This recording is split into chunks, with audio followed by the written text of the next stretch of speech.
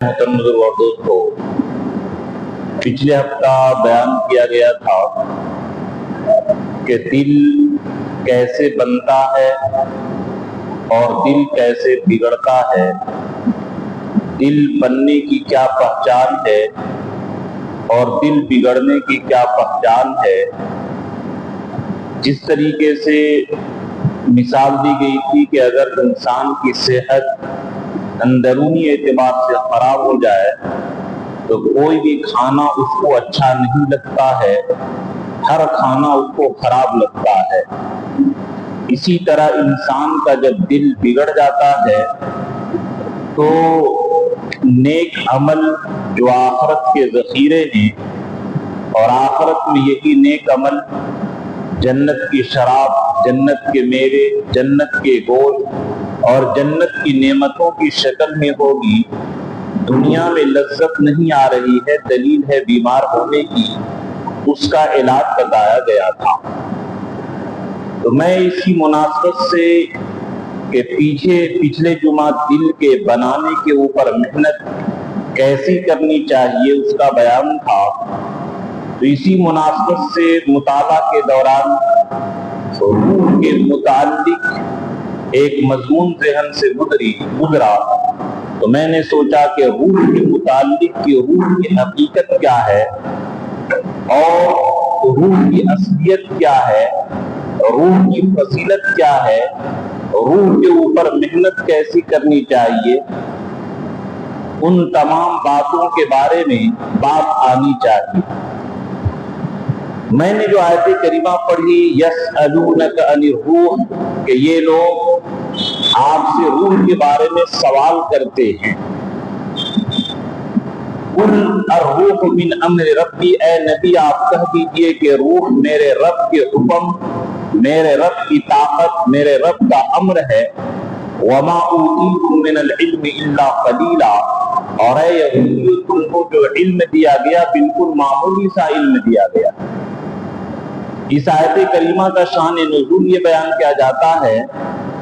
کہ یہودی لوگ حضور صلی اللہ علیہ وسلم سے دشمنی رکھتے تھے، اور وہ لوگ امتحان کے طور پر کفار مکہ کو سکھلا کر کے بھیجے کہ اگر یہ تمہارے نبی سچے ہیں تو ان سے 3 سوال کرو کہ روح کیا ہے، اور ذوالقرنین بادشاہ کون تھے، اور اصحاب کہف کیا ہیں۔ چنانچہ اصحاب کہف اور ذوالقرنین کا تذکرہ جو ہے وہ سورہ کہف کے اندر ہے، اور تیسری چیز روح کے بارے میں سوال کیے کہ روح کی حقیقت کیا ہے۔ یہ یہودی لوگ سکھلا کر کے بھیجے، تو حضور صلی اللہ علیہ وسلم سے جب سوال کیے تو اللہ کے نبی فرمایا ٹھیک ہے کل بتاؤں گا، اور انشاءاللہ کہنا بھول گئے، تو وہی آنے میں بھی دیر ہو گئی، تو اس کی وجہ سے حضور صلی اللہ علیہ وسلم کو کافی پریشانی ہوئی، اور کفار مکہ مذاق اڑاتے تھے کہ آپ نے وعدہ کیا تھا کل، پھر اللہ کے تعالیٰ نے وحی نازل کی وَلَا تَقُولَنَّ لِشَيْءٍ إِنِّي فَاعِلٌ ذَلِكَ غَدًا إِلَّا أَن يَشَاءَ اللَّهُ، کہ اے نبی جب بھی آپ کوئی کام کا ارادہ کرے تو انشاءاللہ ضرور کہا کیجئے۔ تو ہم لوگوں کو جو کام لٹکا ہوا ہے ہم لوگ انشاءاللہ کہتے ہی نہیں ہیں، ہم لوگ سوچتے ہیں کہ پیسہ ہے تو انشاءاللہ کہنے کی کیا ضرورت ہے، انشاءاللہ تو وہ لوگ کہتے ہیں نعوذ باللہ جس کے پاس پیسہ نہ ہو۔ اس میں ایک تنبیہ ہے۔ بہرحال تینوں سوالوں کا جواب اللہ تعالیٰ نے نازل کیا روح کے بارے میں سورہ بنی اسرائیل اس سورہ میں، اور آگے کے سورہ کہف کے اندر اصحاب کہف، بلکہ اس سورت کا نام ہی سورہ کہف پڑ گیا، اور ذوالقرنین کا تذکرہ ان دونوں اس سورت کے اندر دونوں کا تذکرہ ہے، اور بنی اسرائیل کے اندر روح کے بارے میں تذکرہ کیا گیا۔ تو تذکرہ یہ جواب یہ دیا گیا قل الروح من امر ربی، کہ اے نبی روح کے بارے میں جو یہ سوال کرتے ہیں آپ ان سے یہ کہہ دیجئے کہ روح میرے رب کے امر، میرے رب کا حکم، میرے رب کی طاقت کا نام، آپ ان کو یہ جواب دیجئے۔ علامہ قرطبی رحمت اللہ علیہ یہاں پر ایک نقطے کی بات یہ لکھتے ہیں کہ روح کی حقیقت ان کو سمجھائی نہیں گئی، کیونکہ انسانوں کے سمجھ سے باہر کی بات ہے روح کی حقیقت کو سمجھنا۔ اس میں اشارہ ہے اس بات کی طرف کہ روح کی حقیقت تم کو سمجھ میں نہیں آ سکتی، اس لیے اس کی حقیقت ہم نہیں بیان کرتے ہیں۔ بس اتنا سمجھ لو کہ روح اللہ کے طاقت اور امر ربی اور امر اخلاقی اور آسمان ہے، روحانی چیز ہے، وہ تمہارے سمجھ سے باہر کی بات ہے۔ اس میں اشارہ ہے اس بات کی طرف کہ اگر کوئی آدمی سوال کرے اور وہ آدمی اتنی عقل نہیں رکھتا ہے تو ہر سوال کا جواب دینا ضروری نہیں ہے، مخاطب کے سمجھ کے اعتبار سے جواب دینا چاہیے۔ اور چونکہ ان کے اندر اتنی سمجھ نہیں تھی اور اللہ نے فرما بھی دیا وَمَا أُوتِيتُم مِّنَ الْعِلْمِ إِلَّا قَلِيلًا کہ جو تم کو علم ہے اللہ کے مقابلے میں کچھ بھی تم کو علم نہیں۔ یہاں تک کہ حضور صلی اللہ علیہ وسلم کا بھی علم لے لیا جائے تو حضور صلی اللہ علیہ وسلم کا علم بھی اللہ کے مقابلے میں ایک ذرے کے برابر بھی نہیں۔ اور پھر پوری دنیا کا علم حضور کے مقابلے میں ایسے ہے جیسے کہ سمندر کے سامنے قطرہ کے پوری دنیا کا علم ایک قطرہ اور اللہ کے نبی صلی اللہ علیہ وسلم کا علم سمندر، لیکن تمام مخلوقات کا علم اللہ کے مقابلے میں یہ ایسے ہی ہے جیسے سمندر کے سامنے ایک قطرہ۔ اس میں اشارہ ہے اس بات کی طرف کہ تمہارے سمجھ سے باہر کی بات ہے روح کی حقیقت کو سمجھنا۔ اور اس میں علماء کو یہ بھی بتایا گیا کہ اگر کوئی سوال کرے تو ہر سوال کا جواب دینا ضروری نہیں ہے مخاطب کے سمجھ کے اعتبار سے۔ جیسے مثال کے طور پر کوئی ڈاکٹر سے ایک ان پڑھ آدمی سوال کرے ڈاکٹری کے بارے میں اور وہ بیان کرے تو اس کے سمجھ سے باہر کی بات ہے کہ وہ بیان نہیں کرتا ہے، سیدھے کہتا ہے علاج کرانا ہے تو کراؤ، ڈاکٹری پڑھنا ہے تو یہاں مت آؤ۔ چنانچہ علماء کرام نے روح کے بارے میں 100 اقوال نقل کیے ہیں روح کی تعریف کے بارے میں، لیکن ایک معمولی سی تعریف یہ ہے کہ ہوا جسم خفیف سارا فی جسم، کہ ایک روح جو ہے ایک امر لطیف ہے اور ایک اللہ کی طاقت ہے، ایک خفیہ چیز ہے، پوشیدہ چیز ہے جو جسم کے اندر چلتا ہے۔ یعنی روح ایک سمجھیے کہ جس طریقے سے ہم لوگ گاڑی چلاتے ہیں اور گاڑی کے اندر کرنٹ نظر نہیں آتی لیکن اسی کرنٹ کی وجہ سے وہ گاڑی چلتی ہے، اسی طریقے سے روح اللہ تبارک تعالیٰ کے ایک یہ جسم کے اندر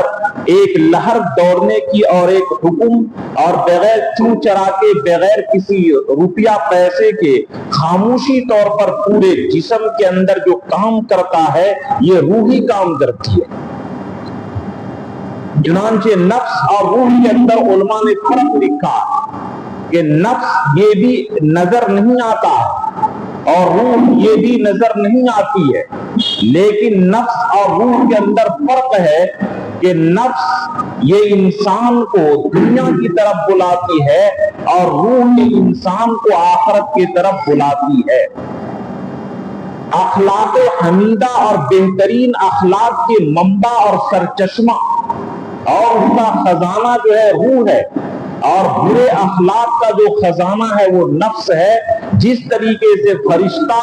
یہ ایک افضل نورانی مخلوق ہے وہ نظر نہیں آتا، لیکن فرشتے کے اندر صرف بھلائی ہی بھلائی ہوتی ہے، اور شیطان وہ بھی نظر نہیں آتا ہے لیکن وہ بھی بالکل یہ اس کے اندر صرف برائی ہی برائی ہوتی ہے۔ جس طریقے سے فرشتہ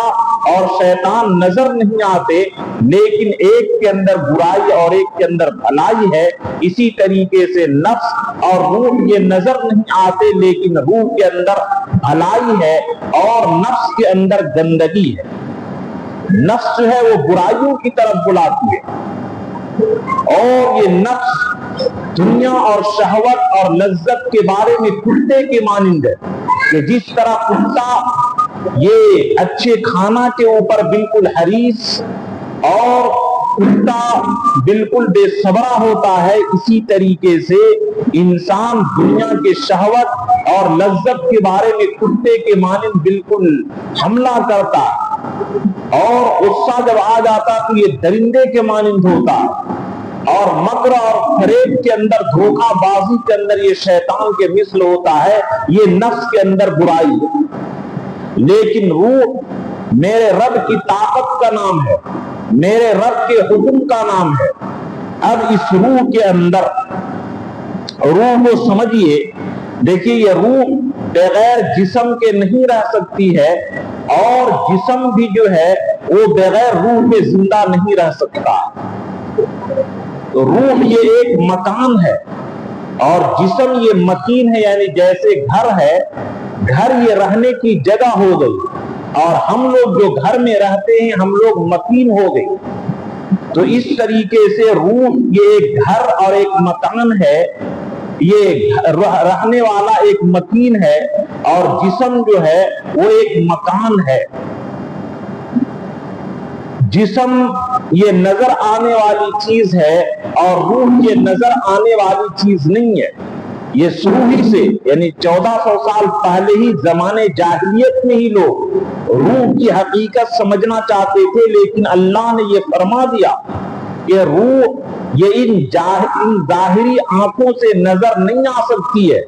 روح یہ کام تو کرے گا، سارا کام کرے گا، جیسے کہ کرنٹ نظر نہیں آتا ہے لیکن پنکھا چل رہا ہے، فریج چل رہی ہے، کولر چل رہا ہے، کرنٹ کے ذریعے سارے کام ہو رہے ہیں، لیکن کرنٹ وہ نظر نہیں آتا۔ کرنٹ کے ذریعے گاڑی چل رہی ہے لیکن وہ کرنٹ نظر نہیں آتا۔ اسی طریقے سے روح کے ذریعے پورا باڈی یہ کام کرتا ہے، لیکن روح یہ نظر نہیں آتی ہے۔ اسی لیے جب انسان مر جاتا، روح کو نکال لی جاتی ہے، تو روح کو نکالنے کے بعد اس کو کہتے لاش۔ لاش کے معنی لا شیء، یعنی یہ کوئی چیز نہیں رہی، کہ جس طریقے سے کروڑے کی بلڈنگ ہو اور رہنے والا کوئی نہ ہو، اس کے اندر گھاس پھوس اور پورے گرد و غبار جمع ہو گیا ہو، جس طریقے سے وہ مکان بیکار ہے، اسی طریقے سے روح اگر جسم سے نکل جائے تو یہ جسم بیکار ہو جاتا ہے۔ اسی لیے صرف انبیاء، شہداء، صلحاء، نیک لوگوں کے علاوہ بقیہ سارے لوگوں کا جسم مٹی ہو جاتی ہے۔ انبیاء کا جسم، شہداء کا جسم، صلحاء کا جسم، صدیقین کا جسم، ان کا جسم مٹی نہیں ہوتا ہے مرنے کے بعد، لیکن ان کے علاوہ جتنے لوگ ہیں سارے کے سارے لوگوں کی جسم جو ہے وہ قبر کے اندر مٹی ہو جاتی ہے۔ تو جسم کے اندر اصل چیز روح ہے، اس لیے روح کے اوپر انسان کو زیادہ محنت کرنی چاہیے۔ اور ایک بات سمجھ لیجئے کہ گناہ کرنے سے نفس موٹا اور طاقتور ہوتا ہے، اور روح کمزور ہوتے چلی جاتی ہے، اور نیکی کرنے سے روح طاقتور ہوتی ہے اور نفس کمزور ہوتے چلا جاتا ہے۔ اس لیے ہم لوگوں کو نیکی پر توجہ دینی چاہیے اور گناہوں سے بچنا چاہیے، تاکہ ہمارا نفس کمزور ہو اور روح طاقتور ہو، اس کی کوشش کرنی چاہیے۔ اب اصل بات کی طرف آئیے کہ روح میں ڈالا کہاں جاتا ہے اور کب ڈالا جاتا ہے۔ ایسے تو یہ چیز آپ کو معلوم ہے کہ اللہ تعالیٰ نے جب آدم علیہ السلام کو پیدا کرنے کا ارادہ کیا، وَلَقَدْ خَلَقْنَا الْإِنسَانَ مِنْ سُلَالَةٍ مِنْ طِينٍ، کہ ہم انسان کو کھنکتی ہوئی مٹی سے پیدا کیے، تمام طرح کے مٹی کے بنوا کر کے آدم علیہ السلام کا پتلا بنوائے، ثُمَّ نَفَخْتُ فِيهِ مِنْ رُوحِي، پھر اللہ تعالیٰ آدم علیہ السلام کے اندر روح ڈالے، اور روح ڈالنے کے بعد وہ چلنے پھرنے لگے۔ تو انسان کو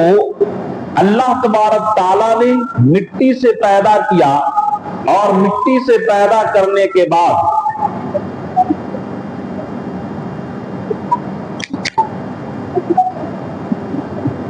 ان کے جوڑے کو اور ان کے اولاد کو اللہ تبارک تعالیٰ نے پھر آدم علیہ السلام کے ذریعے پیدا کیا۔ تو یہ بات سمجھیے کہ یہ روح ڈالی کہاں جاتی ہے۔ آدم علیہ السلام کو جب پیدا کیے تو حدیث کے اندر، یہ مشکات کے اندر روایت موجود ہے کہ آدم علیہ السلام کو پیدا کرنے کے بعد داہنے پشت پر ہاتھ پھیرے تو جتنے جنتی لوگ ہیں وہ لوگ پیدا ہو گئے، اور بائیں طرف پشت پر ہاتھ پھیرے تو جتنے جہنمی لوگ ہیں وہ سب کے سب پیدا ہو گئے۔ عالم ارواح، عالم کے معنی دنیا اور ارواح جمع ہے روح کی، یعنی جتنی قیامت تک انسان پیدا ہوں گے وہ سارے کے سارے انسان عالم ارواح کے اندر جمع ہیں، اور ان عالم ارواح سے دوسرے مرحلے کے اندر وہ ماں کے پیٹ میں آتا ہے، تو جس کا تذکرہ 18ویں پارے کے اندر بھی ہے، وَلَقَدْ خَلَقْنَا الْإِنسَانَ مِنْ صُلَالَةٍ مِّن طِينٍ، کہ ہم نے انسان کو، آدم علیہ السلام کو تو مٹی سے بنایا، اور حضرت حوا کو ان کے پسلی سے بنایا، اور حضرت عیسیٰ علیہ السلام کو بھی اللہ تعالیٰ نے اپنے روح اور کلمہ کے ذریعے پیدا کیا، اسی لیے عیسیٰ علیہ السلام کو روح اللہ بھی کہا جاتا ہے اور ان کو اللہ کا کلمہ بھی کہا جاتا ہے۔ بقیہ سارے انسان جو ہیں وہ نطفے سے اور منی سے پیدا ہوتے ہیں۔ چنانچہ بخاری شریف کے اندر یہ روایت موجود ہے، شاہد مشکات نے اس کے حوالے سے نقل کیا ہے کہ ماں باپ کی جب ملاقات ہوتی ہے تو 40 دن تک ماں کے پیٹ میں وہ نطفہ اپنے اصلی شکل کے اندر باقی رہتا ہے۔ فَجَعَلْنَاهُ فِي قَرَارٍ مَكِينٍ، کہ ہم نطفے کو محفوظ جگہ یعنی ماں کے پیٹ میں رکھتے ہیں۔ فَجَعَلْنَاهُ مُضْغَةً، پھر اللہ تعالیٰ اس کو جو ہے 40 دن کے بعد خون کا لوتھڑا بنا دے، خون کی شکل دے دیتے۔ پھر 40 دن کے بعد اللہ تعالیٰ گوشت کا لوتھڑا بنا دیتے۔ پھر 40 دن کے بعد اس کے اوپر اور بھی جسم پیدا کرتے ہیں۔ فَكَسَوْنَا الْعِظَامَ لَحْمًا، جب ڈھانچہ اللہ تعالیٰ تیار کر دیتے ہیں تو ڈھانچہ تیار کرنے کے بعد ہڈی کے اوپر اللہ تعالیٰ گوشت پیدا کرتے ہیں، اور جس کو قرآن کی دوسری جگہ بیان کی آیت میں بیان کیا ہے، وَاللَّهُ أَخْرَجَكُم مِّن بُطُونِ أُمَّهَاتِكُمْ خَلْقًا مِّن بَعْدِ خَلْقٍ فِي ظُلُمَاتٍ ثَلَاثٍ، کہ اللہ تعالیٰ نے ایک حالت کے بعد دوسرے حالت میں تم کو ماں کے پیٹ میں 3 اندھیرے کے اندر، ایک تو ماں کے پیٹ کا اندھیرا، دوسرا رحم مادر کے اندھیرا، تیسرا اس جھلی کا اندھیرا جس جھلی کے اندر بچہ پرورش پاتا ہے، پیدا ہوتا ہے۔ 3 اندھیرے کے اندر اللہ تبارک تعالیٰ بچے کی اور انسان کی پرورش کرتے ہیں، پھر اللہ تعالیٰ اس کو ماں کے پیٹ سے عالم دنیا کے اندر نکالتے ہیں۔ یہ ترتیب ہے، چنانچہ اسی حدیث پاک کے اندر ہے کہ جب 4 مہینہ ہو جاتا ہے تو 4 مہینے کے بعد فَيَبْعَثُ مَلِكًا، اللہ تعالیٰ ایک فرشتے کو بھیجتے ہیں، وَيَكْتُبُ 4 کلمات، اور 4 بات کو لکھتے ہیں، رزقہ، کہ کتنا رزق حاصل کرے گا۔ یہ ماں کے پیٹ میں اللہ تعالیٰ نے طے کر دیا ہے کہ انسان کتنا رزق حاصل کرے گا، اس کا کوٹا طے ہے، اس کوٹا سے نہ زیادہ کھا سکتا ہے اور نہ اس کوٹا سے کم کھا سکتا ہے۔ وَعَمَلُهُ، اور اسی طریقے سے اس کا عمل کہ یہ انسان عمل کیسا کرے گا۔ وَأَجَلُهُ، اور اسی طریقے سے اس کی زندگی کہ یہ کتنے سال دنیا کے اندر زندہ رہے گا، بیماری ہو تو بھی اتنا سال جیے گا اور تندرستی ہو تو بھی اتنا ہی سال جیے گا۔ اما سعید ام شقی، اور یہ آدمی جنتی ہے یا جہنمی ہے، نیک بخت ہے یا بدبخت ہے، یہ 4 باتیں لکھ کر کے ثم ينفخ فیہ الروح، پھر ماں کے پیٹ میں وہ فرشتہ روح کو ڈال دیتا۔ تو عالم ارواح سے روح کو لا کر کے اللہ تبارک تعالیٰ سب سے پہلے ماں کے پیٹ میں روح کو ڈالتے ہیں۔ اور روح پہ ڈالنے کے بعد پھر وہ دنیا کے اندر آتا ہے اور اس دنیا کے اندر وہ انسان زندگی گزارتا ہے. اور ایک بات یہ بھی سن لے کہ ہم لوگ اپنے بارے میں، ہر آدمی اپنے بارے میں تھرمامیٹر لگا کر کے غور کرے. چنانچہ بعض علماء نے لکھا ہے کہ آدمی نیک بخت ہے یا بدبخت ہے. یہ حدیث پاک کے اندر بھی ہے، کل میسر لما خلق لہ، کہ کون آدمی جنتی ہے اور کون آدمی جہنمی ہے. تو اللہ کے رسول نے اس کی پہچان اور علامت بیان کر دی ہے کہ جنتی لوگوں کے لیے جنتی کام آسان ہو جاتا ہے اور جہنمی لوگوں کے لیے جہنم کا کام آسان ہو جاتا ہے. یہ روایت مشکات شریف کے اندر موجود ہے. اب ہر آدمی غور کرے کہ نعوذ باللہ ہم لوگوں کو جنت والا کام کرنے میں پریشانی اور مصیبت لگتی ہے کیا، اور جہنم کے کام میں مزہ تو نہیں آ رہا ہے. ہر آدمی یہ تھرمامیٹر لگا کر کے غور کرے کہ ہمارا عمل جنتی والا ہے یا ہمارا عمل جہنمی والا. اور علماء نے اسی کے ذیل میں کہ نیک بختی کی جو علامت لکھی ہے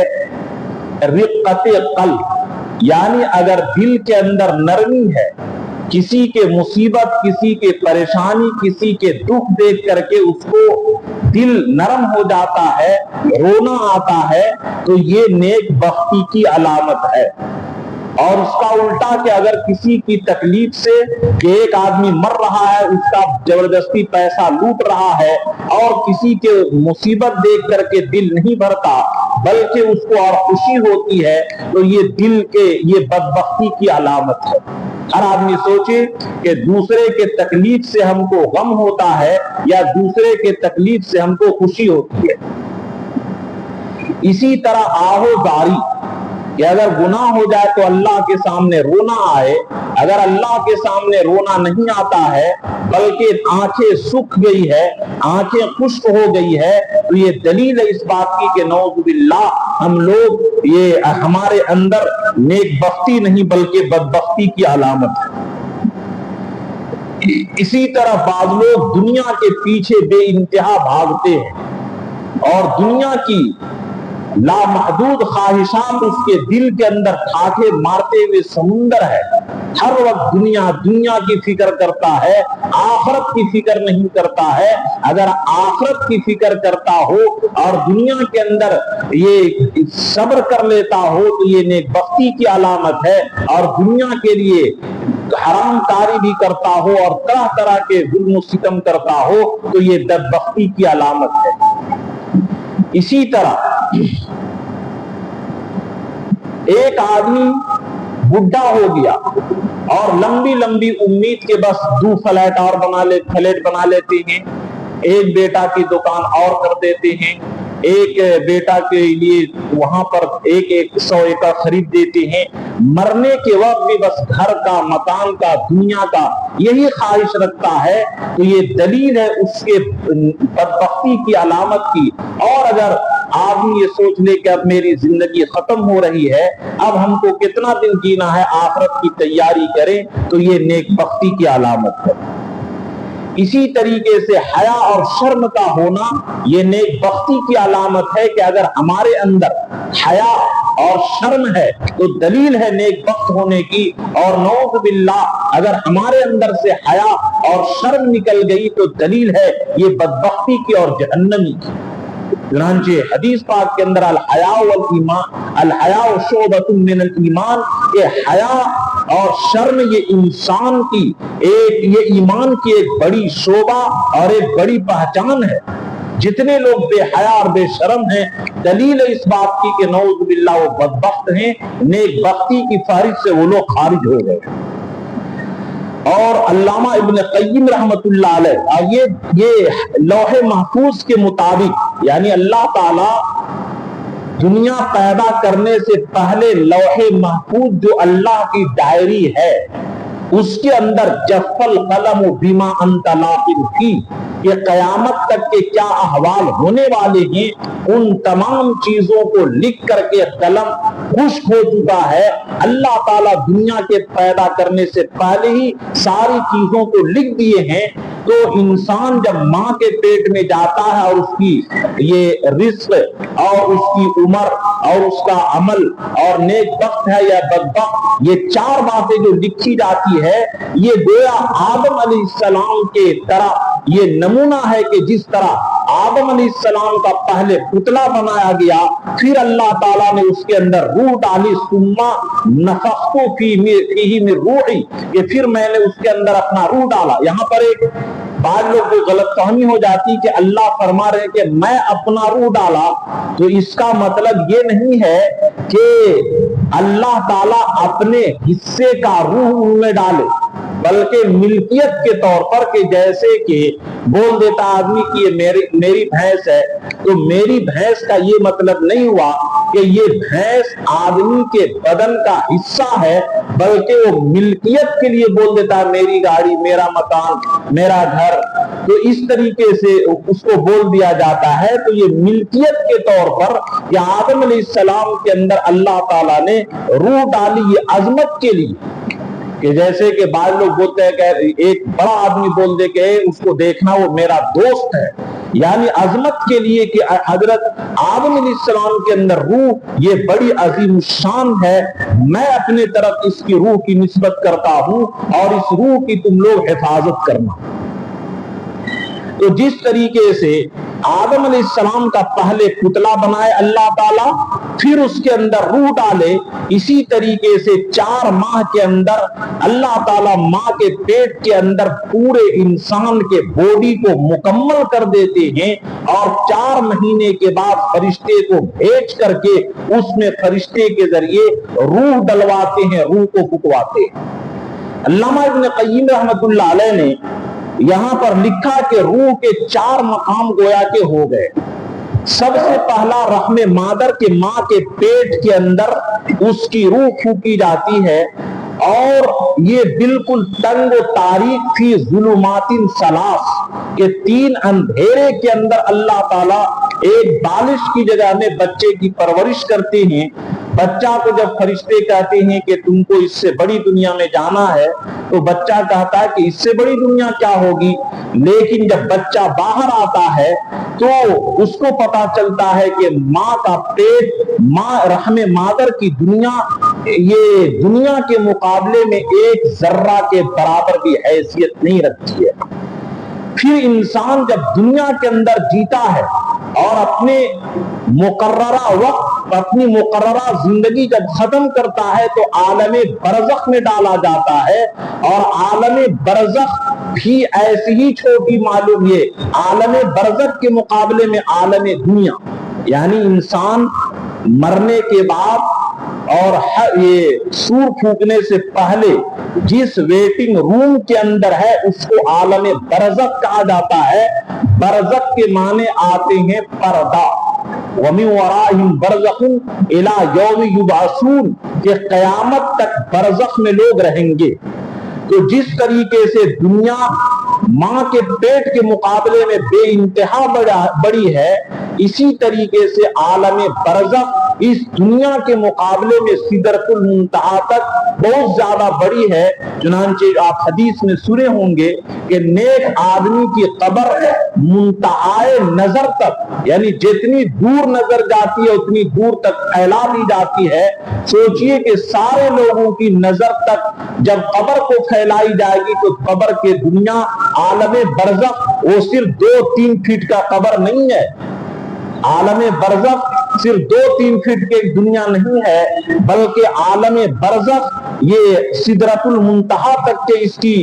لمبائی چوڑائی جاتی ہے، اس لیے وہاں کی دنیا کے مقابلے میں بے انتہا بڑی ہے۔ اور پھر جب عالم برزخ میں انسان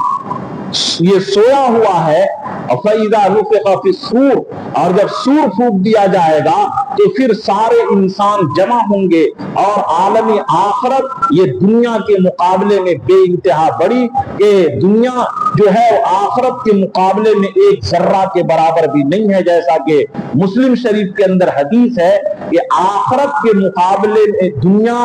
اتنی بھی حیثیت نہیں رکھتی ہے جیسے کہ سمندر کے مقابلے میں، کہ کوئی آدمی سمندر میں انگلی ڈالے اور انگلی میں جتنا پانی آتا ہے وہ اتنا دنیا ہے، اور 7 سمندر سے زیادہ پار جو دریا کے اندر پانی ہے وہ آخرت ہے۔ تو یہ ہر دنیا دوسرے دنیا کے مقابلے میں چھوٹی ہے۔ ماں کا پیٹ دنیا کے مقابلے میں بے انتہا چھوٹی، اور پھر دنیا عالم برزخ کے مقابلے میں چھوٹی، اور عالم برزخ یا عالم آخرت کے مقابلے میں چھوٹی ہے۔ تو دنیا کے اندر جسم یہ ایک سواری ہے، ایک مکان ہے، اور روح یہ مکین ہے۔ اور دنیا کا سسٹم یہ ہے کہ اگر یہاں پر تکلیف اور آرام آئے تو جسم اصلی اعتبار سے اس کو محسوس کرتا ہے، اور طبعی اعتبار سے یعنی ڈائریکٹ وہ آرام اور تکلیف جسم کو پہنچتی ہے، اور انڈائریکٹ روح کو پہنچتی ہے۔ یہ دنیا کا معاملہ ہے کہ جیسے کہ ہاتھ کٹ جائے تو ہاتھ میں تکلیف زیادہ ہوتی ہے اور روح کو کم تکلیف ہوتی ہے۔ لیکن عالم برزخ کا معاملہ الٹا ہے کہ وہاں جو اصل تکلیف ہوگی روح کو تکلیف ہوگی، اور جسم کو جو ہوگی وہ طبعی طور پر کہ جس طرح دنیا میں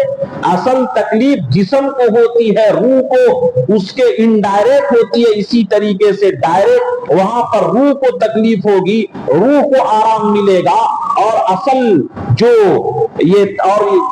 جسم کو جو ہے انڈائریکٹ ملے گا۔ دنیا اور عالم برزخ کا معاملہ الٹا الٹا، یہ سمجھیے۔ اور اس دنیا کے اندر جو آدمی اپنی روح کی اوپر محنت کرتا ہے اس کی تعظیم کی جاتی ہے موت کے وقت۔ چنانچہ بخاری شریف کے اندر یہ روایت موجود ہے کہ جب نیک آدمی مرنے لگتا ہے تحضرہ الملائکہ، فرشتے اس کے پاس آتے ہیں، اور جب روح نکلنے لگتی ہے تو کہتے ہیں یا ایتھا النفس المطمئنہ، اے نیک انسان، ارجعی الی ربک راضیۃ مرضیہ، تم اپنے رب کے پاس چلو، اللہ تعالیٰ تیرا انتظار کر رہے ہیں، اس حال میں کہ اللہ تعالیٰ تجھ سے خوش ہیں اور راضی ہیں۔ اگر کسی انسان کو جو پڑھنے میں اچھا ہو اور پورے کالج میں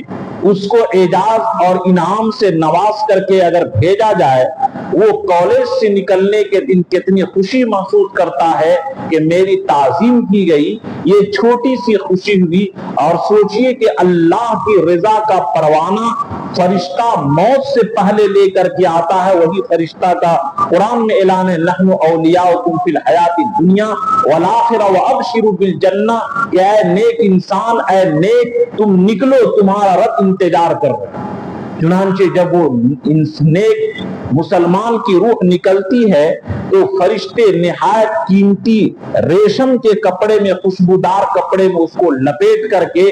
اور اس کو آسمان کے اوپر لے جاتے ہیں، اور وہ جب آسمان کے اوپر اس کے لے جاتے ہیں اور خوشبو آتی ہے تو فرشتے کہتے ہیں روح طیبۃ، کہ یہ بڑا اچھا آدمی ہے، اور پھر اس کا تعارف کیا جاتا ہے کہ فلاں کا بیٹا فلاں صاحب ان کا انتقال ہو گیا ہے، وہ آئے ہیں۔ سارے فرشتے کہتے ہیں مرحبا مرحبا، بڑی مبارک آدمی ہے، کہ یہ روح بھی بڑی مبارک ہے، وہ بدن بھی بڑی مبارک ہے جس بدن کے اندر یہ روح رہتی ہے۔ چنانچہ سارے فرشتے اس کو آسمان میں جب انسان مرتا ہے تو فرشتے فوراً اس کے روح کو ریشمی کپڑا میں لے جا کر کے اس کا فرشتوں کے سامنے اعزاز ہوتا ہے۔ آج دنیا میں 1-2 گاڑی آگے پیچھے چلے ایمبولینس کے ساتھ تو دنیا والے کتنا فخر محسوس کرتے ہیں، جبکہ فرشتے وہاں پر لامحدود فرشتے ان کی تعظیم کرتے ہیں۔ تو سوچئے کہ مومن کے روح کو کتنی اس وقت خوشی ملے گی۔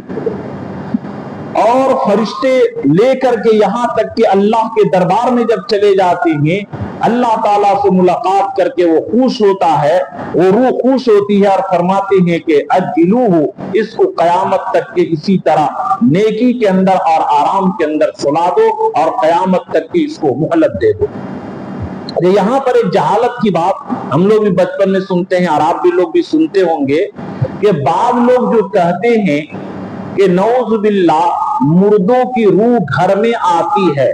اس لیے بعض جاہل لوگ سرسوں اور راستہ میں لوٹنی چھڑتے ہیں تاکہ اسی کو اٹھانے میں مشغول رہے اور گھر نہ آئے. یہ بالکل قرآن کے خلاف ہے. قرآن نے صاف صاف اعلان کر دیا ان الابرار لفی نعیم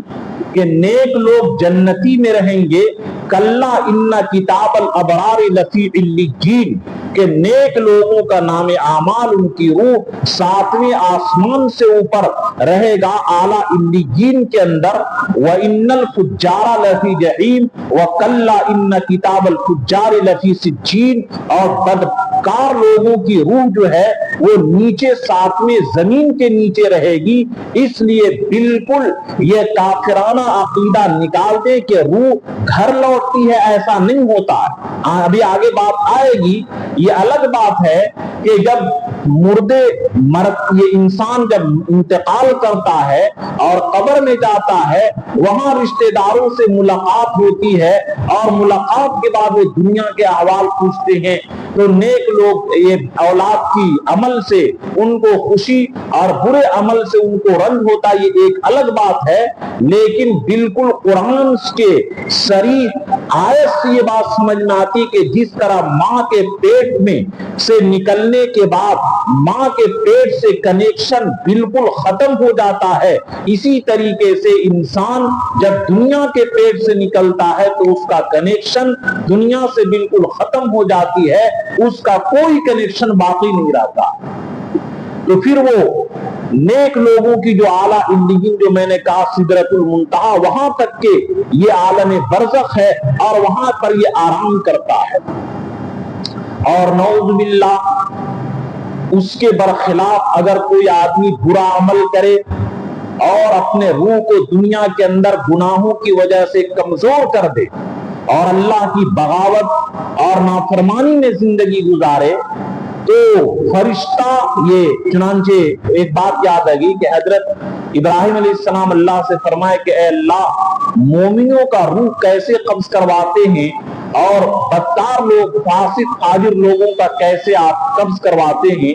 چنانچہ حضرت ملک الموت نہایت حسین خوبصورت شکل میں آئے جس کو دیکھ کر کے ابراہیم علیہ السلام کہے کہ اے اللہ اس سے بڑی نعمت کیا ہے کہ اتنا بہترین شکل میں ملک الموت آئے تو خوشی کے کوئی انتہا نہیں ہے. اور برے لوگوں فرمائے کہ اے ابراہیم یہ تو نیک لوگوں کے لیے شکل ہوگی، چہرہ ذرا گھمائیے اور میں اب برے لوگوں کی کس شکل میں آتا ہوں اس کو دیکھیے. چنانچہ چہرہ پھیرے اور فوراً ایسی بد شکل تاریک بدبودار گھناؤنی شکل میں آئے کہ ابراہیم علیہ السلام فرمانے لگے اے اللہ اگر عذاب نہ ہو صرف ملک الموت کی بدصورت شکل نظر آ جائے یہ بھی سب سے بڑا عذاب ہے. جیسے ٹرین میں نعوذ باللہ اگر کوئی آدمی بدبودار نظر آ جائے اور بغل میں بیٹھ جائے پورا سفر خراب ہو جاتا ہے، اسی طریقے سے موت کے وقت پوری شکل میں فرشتہ آئے تو اس سے پوری زندگی کا عمل خراب ہو جاتا ہے اور بہت ہی زیادہ مصیبت کا سامنا اس کو کرنا پڑتا ہے. بہرحال برے لوگوں کی موت برے شکل میں آ کر کے قبض کرتا ہے اور کہتا ہے اور وہ بالکل پریشان ہوتا ہے. مسلمان کی روح ایسے جیسے کہ گھڑا سے پانی ڈالیں تو آسانی کے ساتھ نکل جاتا ہے، لیکن جو آدمی یہ برا عمل کیا ہے اور آگے کے عذاب دیکھتا ہے تو بالکل پریشان ہو جاتا ہے، نکلنا نہیں چاہتا. جیسے کہ خاردار جھاڑی کو ریشم کے کپڑا میں پھنسا دیا جائے اور کھینچا جائے پورا ریشم تار تار ہو جاتا ہے، اسی طریقے سے برے لوگوں کی روح جلدی نکلتی نہیں ہے. فرشتے مار مار کر کے اس کو زبردستی کھینچتے ہیں اور اسی موت کے وقت اس کو بڑی تکلیف ہوتی ہے اور موت یہ روح نکلنے کے بعد اس کے بدبودار روح کو بدبودار کپڑے میں لپیٹ کر کے لے جاتے ہیں اور فرشتے اس کی بدبو کو سونگتے ہیں تو فرشتے کہتے ہیں روح خبیثۃ کہ کیسا ناپاک روح، کمینہ بدبخت، لعنت ہو اس کی زندگی پر کہ اس نے اللہ اور رسول کی نافرمانی کی، یہ بھی برا تھا، اس کا بدن بھی برا تھا، اور اللہ کے دربار میں لے جا کر کے کہیں گے کہ اللہ تعالیٰ کہیں گے کہ اس کو برے جہنمی لوگوں کے فہرست میں داخل کر دو، وہاں اس جیل کے اندر بند کر دو، اور یہ عالم برزخ میں اس کو قید کر دیا جائے گا، اور پھر میدان محشر میں جب سور پھونکا جائے گا تو پھر دوبارہ وہی روح ہر انسان کے بدن کے اندر واپس آ جائے گی۔ ہر انسان کے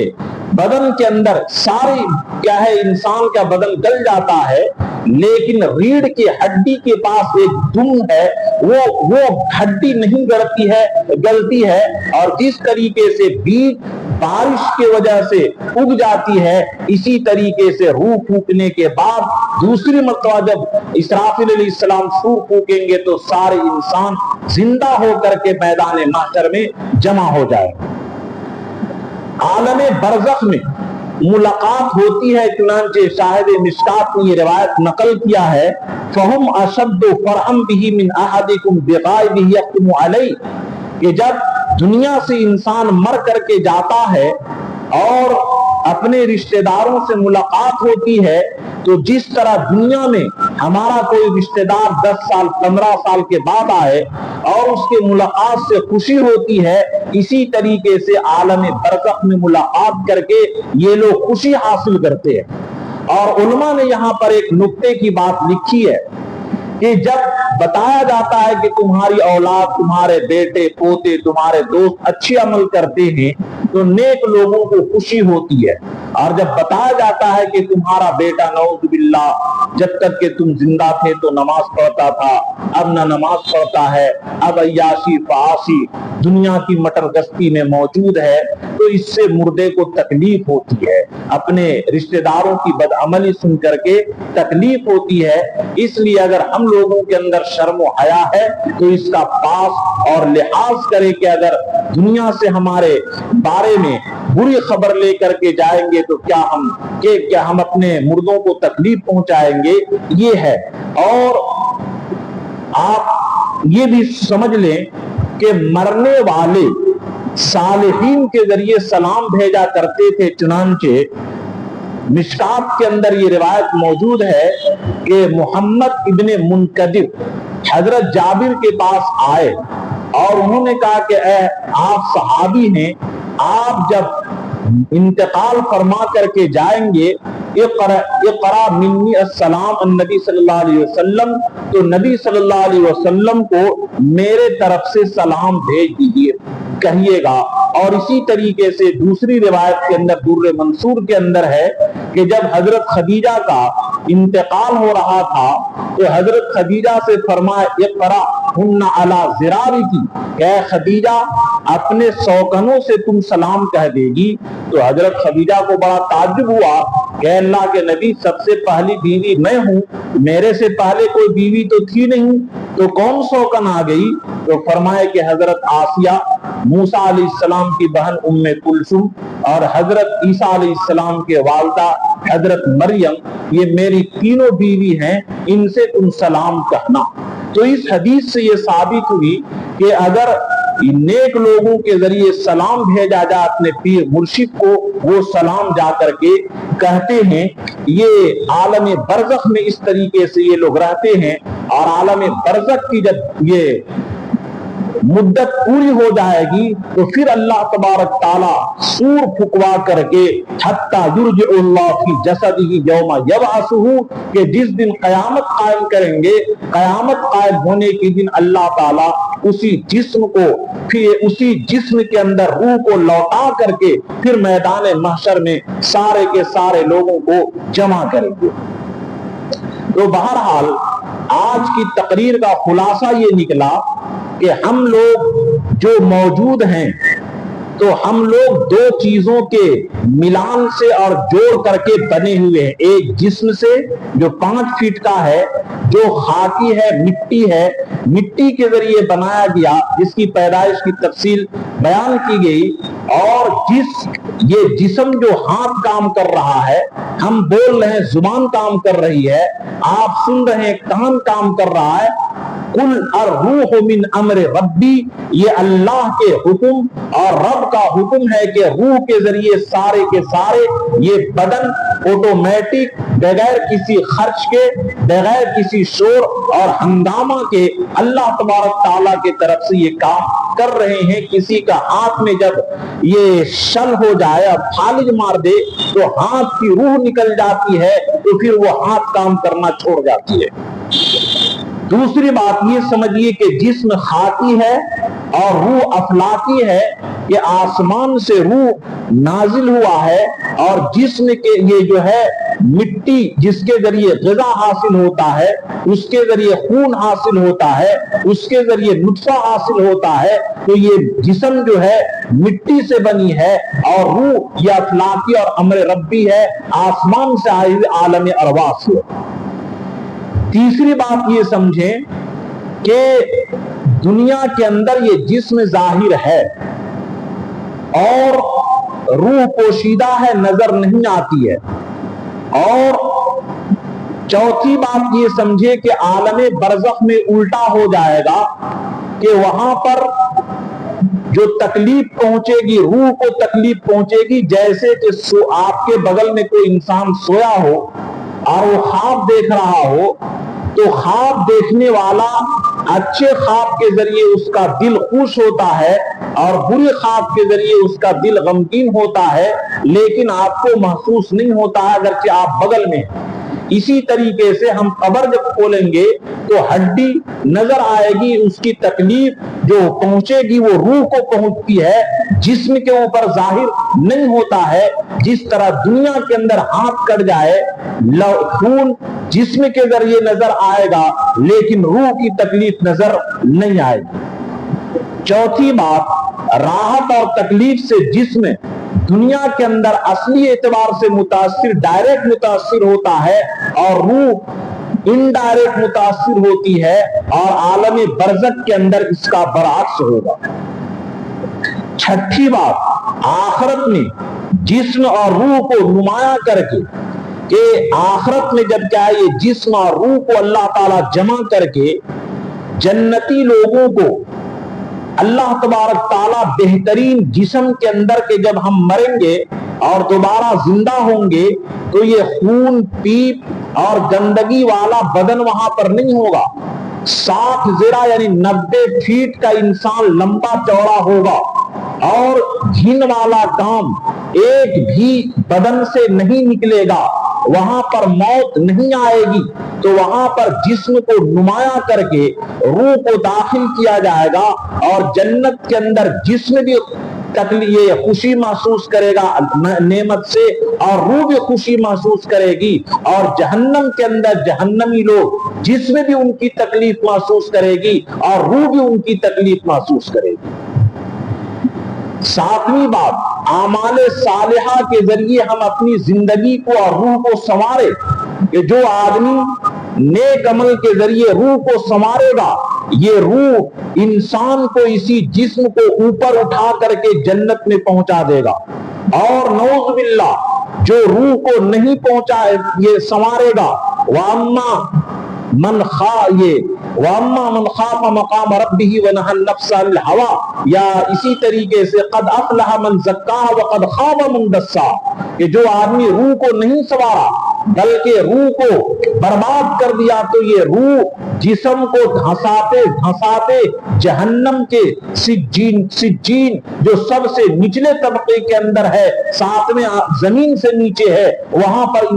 یہ روح انسان کے جسم کو وہاں تک پہنچا دے گی۔ اگر ہم اس جسم کو نیک عمل کی سواری بناتے ہیں تو روح ہمارے جسم کو اوپر پرواز کر کے جنت تک پہنچائے گی، اور نہیں تو یہ جہنم کے اندر ذلیل کر کے یہ روح ہمیں ہمارے جسم کو پہنچا دے گی۔ اسی طریقے سے یہ بات ذہن میں رکھیں کہ جسم جو مٹی سے بنی ہے تو جسم کے زندہ رکھنے کے لیے، جسم کو قوت پہنچانے کے لیے زمین سے جو غذا نکلتی ہے، زمین کے غذا کے ذریعے جسم زندہ رہے گا، جسم طاقتور رہے گا، اور روح آسمانی اور افلاکی ہے تو روح کی غذا آسمان سے، کہ جتنے یہ نماز، روزہ، حج، زکات، تقوی، تقدس، غریبوں کی مدد، یہ سارے کے سارے آسمانی اعمال ہیں کہ جس طریقے سے اگر جسم کو کھلائے پلائے نہیں، جسم مریل ہو جائے گی، جسم کمزور ہو جائے گا، اسی طریقے سے اگر روح کو نماز کی غذا، روزے کی غذا، ذکر کی غذا، صداقت کی غذا، اعمال صالحہ کی غذا اگر ہم نہ ان کو کھلائیں تو یاد رکھیے کہ روح بھی یہ کمزور ہو جائے گی۔ جس طریقے سے ہم جسم کے لیے اور مادی اور مٹیریل والے غذا کی تلاش کرتے ہیں، اسی طرح روح کو زندہ رکھنے کے لیے اللہ کی طرف سے جو نیک اعمال آئے ہیں ان غذاؤں کا استعمال کر کے روح کو بھی طاقتور بنائے۔ اصل چیز روح ہے، اور اسی روح کے بنیاد پر انسان کی قیمت لگتی ہے۔ جس طرح پچھلے ہفتہ بیان کیا گیا تھا کہ دل کے اوپر انسان کی قیمت لگتی ہے کہ اگر یہ دل بن گیا تو اگرچہ دنیا کے اندر اس کا کوئی وزن نہیں، ویسے کہ حضرت بلال حبشی بالکل کالے کلوٹے، جسم کے اعتبار سے خراب اور کمزور تھے مال کے اعتبار سے، لیکن ان کا مقام جنت میں کیا ہوگا اسی دن جنت میں پتا چلے گا۔ اور ابو جہل، ابو لہب، امیہ ابن خلف، بڑے بڑے سردار، مالدار، اور قرآن نے بھی کہا فَلَا تُعْجِبُكَ أَجْسَامُهُمْ، کہ ان کے جسم دیکھنے کے اندر بھلی معلوم ہوتی ہے لیکن یہ دھوکہ میں نہ ڈالے آپ کو، لیکن ان کا وہ کتا اور سور سے بھی زیادہ اس دن ذلیل رہیں گے۔ الحاصل یہ نکلا کہ ہم لوگوں کے جو یہ 60، 70، 80 سال کی زندگی ہے، روح کو بنانے اور سنوارنے کے لیے اللہ نے یہ زندگی دی ہے۔ ہم لوگ اپنے دل کو اور روح کو سنوارنے کی فکر کریں، دنیا بھی بن جائے گی اور آخرت بھی بن جائے گی۔ اللہ ہم تمام مسلمانوں کو اپنے روح کو بنانے اور سنوارنے کی توفیق عطا فرمائے۔ آمین وآخر دعوانا الحمدللہ رب العالمین۔